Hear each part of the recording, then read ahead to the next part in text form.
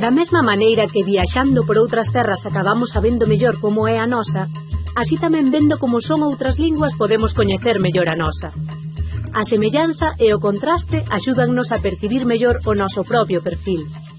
Xa vimos que os grupos iniciais latinos PL, CL e FL daban en galego e en portugués che, cousa que non sucedía noutras linguas irmás. Ben, pois hoxe imos ver que acontece co grupo CT no interior de palabra. A palabra latina lacte dá en galego e en portugués leite, en asturleonés lleite ou lleche, en castelán leche, en catalán llet, en occitano lach, en francés le e en italiano latte. É dicir, galegos, portugueses e franceses convertémolo en IT, pero a vogal anterior pode cambiar. Leite, feito, fronte a le, fe.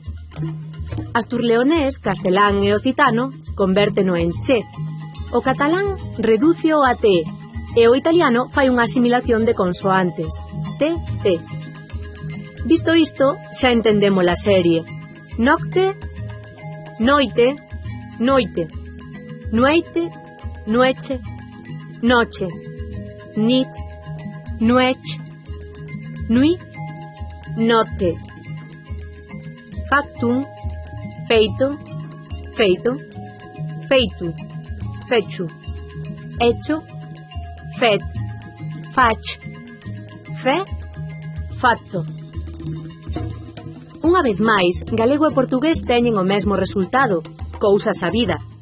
E seguimos a París ou a Roma e vemos autobuses que poñen Paris la nuit ou Roma di notte, xa sabemos que se dedican a levar os turistas de noite a ver os monumentos iluminados.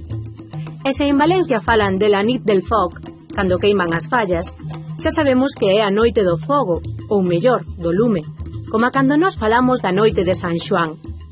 Sermos galegos é unha forma orixinal de sermos latinos.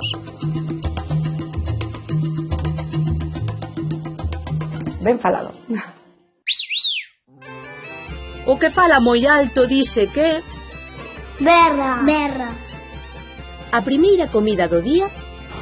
Almozo. Mulleres que fan bruxería. Bruxas. Ves como sabes? Ves como sabes? Xa viron que o noso feito corresponde ao asturleonés fechu, ao castelán hecho e ao catalán fet. A locución adverbial máis coñecida do galego é afeito, que tamén se di aeito, e significa todo seguido, sen deixar nada, sen saltar nada. Por iso decimos, agrade leva todos os terróns aeito.